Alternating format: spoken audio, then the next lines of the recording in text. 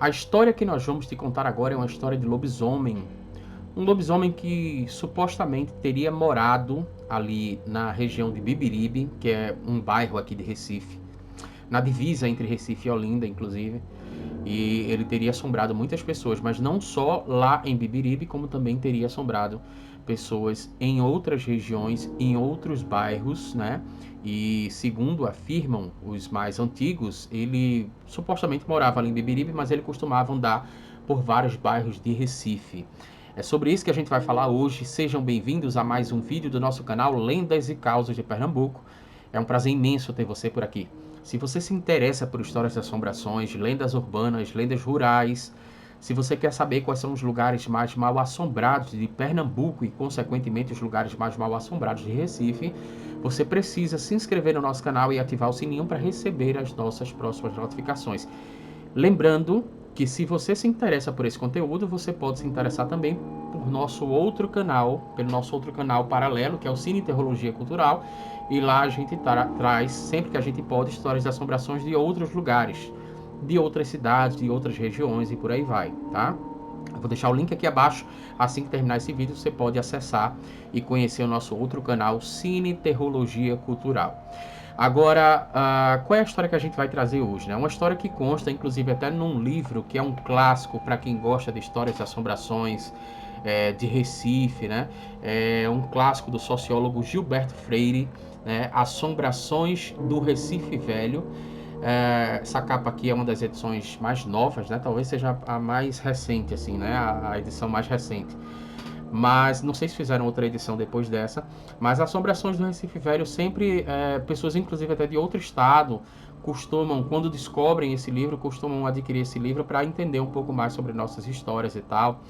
E esse livro já deu origem a vários projetos, né? Como a própria Roberta Cirne também já falou, que foi influenciada, a Roberta Cirne do Sombras do Recife, que foi influenciada pelo Assombrações do Recife Velho. O próprio Roberto Beltrão e o André Balaio, quando lançaram o Recife Assombrado, começaram lendo esse livro aqui, Assombrações do Recife Velho. E a gente traz algumas histórias aqui. Agora, esse lobisomem, por exemplo, que a gente vai falar hoje, a história dele, é um lobisomem que ele tem uma característica um pouco diferente. Na verdade, a gente pode considerar duas características principais diferentes, né? Porque a gente já trouxe outras histórias de lobisomens aqui no nosso canal, e uma delas, inclusive, que seria o lobisomem do Poço da Panela, que é um outro bairro aqui de Recife, que fica próximo de Casa Forte e tal. É um bairro que ainda possui aspectos do Brasil colonial, por exemplo, fica próximo do Rio Capibaribe. Isso é uma coisa curiosa, né? Porque, inclusive, até esse lobisomem do vídeo de hoje, que é o lobisomem que fica no bairro do Bibiribe, e esse bairro ele é originado justamente por causa do rio Bibiribe, né? Então, você veja, é um outro lobisomem que também está próximo ao rio. Geralmente, algumas pessoas acreditavam, por exemplo, que o rio Capibaribe ele tinha aspecto milagroso, por exemplo, né? Um aspecto de cura, alguma coisa nele existia que curava algumas pessoas de determinadas enfermidades, e acredita-se inclusive que o lobisomem lá de Poço da Panela teria ido morar naquela região justamente para ficar próximo do rio Capibaribe. Tanto é que aquela região do Poço da Panela era habitada antigamente por pessoas que eram de uma classe mais baixa, assim, socialmente falando, economicamente, né, falando, né? Mas depois que essa história se espalhou do rio Capibaribe ter propriedades milagrosas de cura e tal, aí lá se transformou num bairro de pessoas mais abastadas financeiramente falando, né? Então aqui a gente tem uma característica que é o seguinte: o lobisomem lá do Poço da Panela, ele só atacava no Poço da Panela. Só tem registro de que ele atacou lá uma menina, né? Chamada Josefina Minha Fé. A gente contou essa história também no vídeo.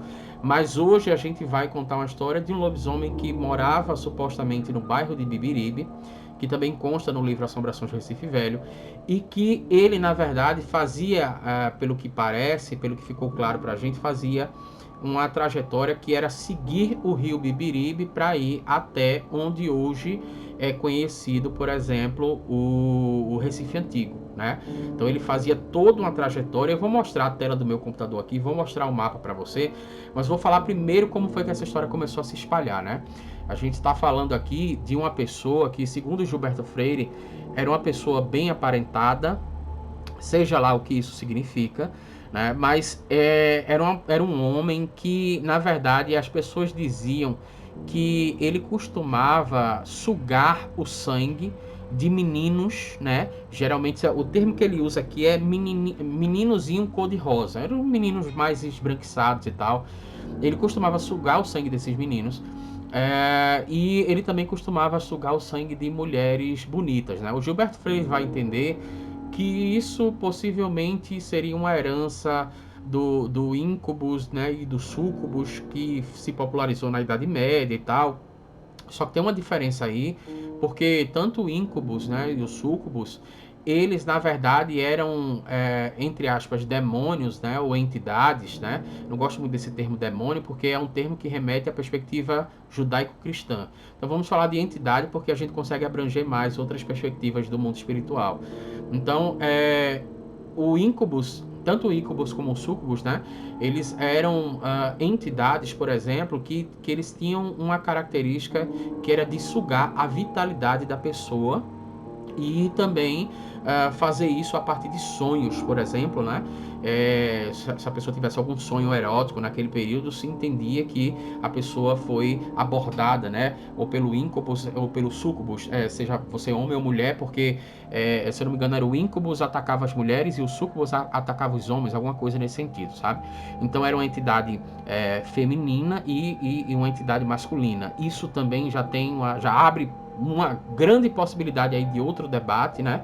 Porque a gente teria características aqui bem cartesianas e bem dicotômicas do que seria o masculino e o feminino. Mas vamos lá, vamos seguir e pensar com a mentalidade da Idade Média. Então, o Gilberto Freire, ele traz essa perspectiva de que a ideia, por exemplo, de que este lobisomem de Bibiribe, que seria um homem, teria uma característica muito branca. Ele era tão branco, né, que as pessoas chamavam ele de barata descascada, né?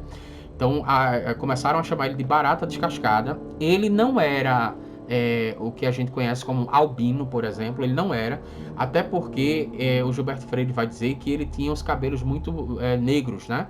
Então ele tinha os cabelos pretos e tal. Então, mas ele era um cara que não tinha cor, né? E ele era tão branco que ele causava uma certa repulsa nas pessoas. Eu não sei que tipo de aspecto era que ele tinha, porque a gente não tem fotos dele, mas ele causava uma certa repulsa nas pessoas. Dizem, inclusive, até, segundo o Gilberto Freire conta, que ele estava uma certa vez tomando banho de praia e o sol, quando batia nele, encandeava e as pessoas tinham um certo enjoo, uma vontade de vomitar e tal. Então ele realmente deveria ter um aspecto bastante estranho. Eu não sei se ele possuía alguma condição, como, por exemplo, vitiligo, alguma condição nesse sentido. Eu sei que ele se destacava das pessoas daquela época, a característica física dele se destacava das pessoas daquela época.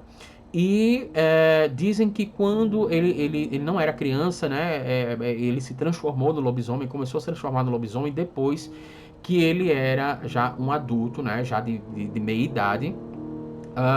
E também uma outra coisa que o Gilberto Freire conta é que este rapaz, por exemplo, ele costumava sugar o sangue, né? É como se ele tivesse uma enfermidade, a mesma estrutura que a gente tem de narrativa lá do lobisomem do Poço da Panela, que tinha uma certa enfermidade, que precisava se curar, e para se curar precisava de sangue e tal. Só que aqui a gente tem uma clareza melhor de que ele sugava o sangue de meninozinho cor-de-rosa, né? Ou de meninas bonitas, mulheres bonitas e tal. Então a gente tem mais ou menos essa estrutura de narrativa aqui, que é relacionada ao lobisomem lá de Bibiribe. Agora, o que eu vou fazer? Eu vou mostrar na tela do meu computador aqui para você ver as rotas que ele fazia e depois eu dou um retorno para vocês no final do vídeo para poder contar uma história onde ele teria atacado algumas mulheres. Eu vou te mostrar o local onde ele teria atacado essas mulheres, né? Bom, então para a gente entender, né, por onde o lobisomem de Beberibe ele andou, né, a gente precisa entender aqui um pouco do mapa de Recife. Para quem é de fora, deixa eu colocar aqui, por exemplo, isso aqui é o centro do Recife, né? Então aqui você tem o Recife Antigo, né? O que o pessoal chama do Recife Antigo, aqui o bairro de São José, aqui você tem a Boa Vista, né? Então, se você vir mais próximo aqui de Olinda, essa parte daqui é a divisão entre Olinda e Peixinhos, tá? Então é só você seguir aqui, este rio é o rio Beberibe, ok? Então é só você seguir este rio aqui que você chega justamente nesse bairro daqui de Beberibe. Então, segundo Gilberto Freire, né, ele morava nessa região aqui, nessa região de Beberibe, tá? Que é uma região que também é uma divisão entre Recife e Olinda. Então, ele morava nessa região de Beberibe, mas provavelmente ele fazia essa rota daqui pelo rio Beberibe, né? Provavelmente andando por essas margens do rio Beberibe. Por quê? Porque as pessoas diziam que ele ia se espojar nesta região daqui, nessa região de Salgadinho, e nessa região aqui também, né, próximo da fábrica do Tacaruna. Aqui você vê que tem o Shopping Tacaruna, né, que é um shopping muito conhecido aqui entre Recife e Olinda. E nessa área de cá você tem as ruínas, ainda hoje, né, espero que mantenham, que é um local mal assombrado também, mas a gente não conseguiu fazer vídeo lá ainda. Eu queria ir lá nesse local, mas de certa forma tem um perigo em questão aí, né? A gente não sabe o que, é que a gente vai encontrar lá. Mas aqui também é um local mal assombrado, que tem várias histórias de assombrações. Enfim, nessa região daqui, próximo da fábrica do Tacaruna, ele também era visto se espojando, né? Algumas pessoas já viram ele por aqui, algumas pessoas já viram ele por aqui em Salgadinho. E aí tem uma questão que é o seguinte: esse lobisomem ele andava muito, porque como a gente falou, ó, ele vem daqui de Beberibe, tá? São vários quilômetros que ele andava para se espojar longe de Beberibe. Se espojava aqui em Salgadinho e no Tacaruna, né? Essa região aqui do Tacaruna. Mas ele também foi visto assustando pessoas num local chamado Lingueta, que é justamente esta região aqui, entre a Praça do Marco Zero, tá? Que é um ponto turístico aqui de Recife, e outro ponto turístico que é o Centro Cultural Cais do Sertão. Nessa área de cá, essa área daqui, ele tinha um formato antes desse aterramento, né? Por ali pelo século XIX, século XVIII, e até no início mesmo do século XX, essa área de cá era uma área onde tinha um formato de uma língua. Por isso era chamado de Cais da Lingueta. As pessoas iam também para tomar banho e tal. E as pessoas também, essa região daqui sempre foi uma região, né? Toda essa região, mas principalmente essa região do Porto, essa região portuária aqui de Recife, sempre foi uma região onde o comércio foi muito forte. E aqui você tinha vários comércios de pessoas de fora, né? De franceses que montaram restaurantes, hotéis, você tinha ingleses que montaram também restaurantes e tal. Você tinha lugares para dormir, tinham pessoas morando também, mas era uma região portuária. Talvez por isso nós tenhamos recebido, talvez por isso, inclusive, Recife seja considerada aí por muito a cidade mais mal assombrada do Brasil, porque por ser uma região portuária, era muitas vezes o primeiro lugar onde os barcos atracavam, os barcos que vinham da Europa. Então, recebíamos aqui, né, durante toda a nossa história, a influência de holandeses, de franceses, principalmente de portugueses, espanhóis também que pararam aqui. Então, esse lobisomem foi visto assustando pessoas aqui, nesse caso da Lingueta, que é nessa região aqui, onde a gente conhece hoje, entre a Praça do Marco Zero e o Centro Cultural do Cais do Sertão. E a história que nós vamos te contar agora aconteceu mais ou menos nessa região aqui, que era conhecida como a Praia do Brum. As pessoas, nesse período, iam tomar banho nesse local, tá? Tem o Forte do Brum lá, também é um local, um ponto turístico, que caso você queira visitar. Então, nós temos aqui mais ou menos a trajetória que este lobisomem de Beberibe fazia, tá? Ele saía daqui, dessa região de Beberibe, e acompanhando todo esse rio daqui, se espojava por aqui, por Salgadinho e próximo da fábrica do Tacaruna, e geralmente ele assustava pessoas aqui na Praia do Brum e no Cais da Lingueta também, onde hoje é conhecida a Praça do Marco Zero e o Centro Cultural Cais do Sertão. Agora vamos voltar para eu te explicar melhor o que foi que aconteceu aqui na Praia do Brum. Bom, então onde você viu aí no mapa, onde a gente falou que seria a Praia do Brum, né? Hoje em dia não se conhece, mas a Praia do Brum não tem como você tomar. Acho que não tem como você tomar banho lá, né? Virou um porto do Recife e tal, então recebemos navios aqui, embarcações. Ali é uma área, inclusive, até se eu não me engano, da Marinha. Então não tem como tomar banho de praia lá. Mas antes as pessoas tomavam banho de praia. E dizem que logo no início da manhã, né, no final da madrugada, início da manhã, existiam várias mulheres que foram tomar banho lá né? E essas mulheres, quando foram tomar banho, viram o lobisomem, esse suposto lobisomem, correndo na areia, né? E disseram que quando ele correu na areia, por exemplo, ele espalhou, inclusive, até muita areia e tal. E ele correu na areia de uma forma muito rápida, ele estava por lá, elas começaram a se desesperar e perceberam que não podiam sair do mar, né? Porque o lobisomem estava justamente ele cercando elas na areia, né? Começaram a chamar o nome de Jesus, e o Gilberto Freire vai dizer que eram beatas, inclusive, e elas chamaram o nome de Jesus várias vezes, desesperadas, né? Falaram o nome de Jesus. Foi aí que este lobisomem, ele também passou da areia, mas aí, neste momento que ele passa na areia voltando, ele seguiu o rumo para ir embora, e foi aí que elas teriam, assim, se salvado desse suposto ataque, ou dessa tentativa de ataque deste lobisomem, né?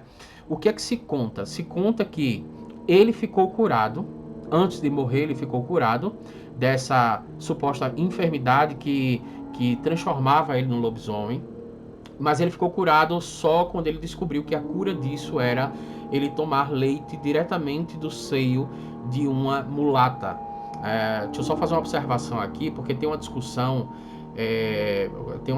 inclusive até ligada à questão da etimologia da palavra, porque esse termo mulata, muita gente defende que é um termo que ele é racista, e obviamente existe uma discussão nesse sentido aí, né? Acho que a gente precisa discutir mesmo a nossa estrutura gramatical, porque isso nos traz reflexões sobre a nossa estrutura social, mas o Gilberto Freire utiliza aqui o termo mulata, por isso que eu estou reproduzindo esse termo, que é o termo que foi reproduzido pelo Gilberto Freire, né? A questão da discussão de mulata, inclusive até significaria, viria do latim mulo, né? Que seria o cruzamento de um cavalo com um jumento, né? Ou de um cavalo com um jumento, ou de uma jumenta, de um cavalo com uma égua, na verdade, né? Ou de uma égua com um jumento. Enfim, é um cruzamento, na verdade, tá? Eu me confundi agora, mas é um cruzamento de jumento com cavalo, e daria aí uma raça híbrida. Alguns defendem que essa ideia, por exemplo, de mulato, vem da ideia, por exemplo, de definir uma raça híbrida que seria a mistura entre o branco europeu e o negro, né?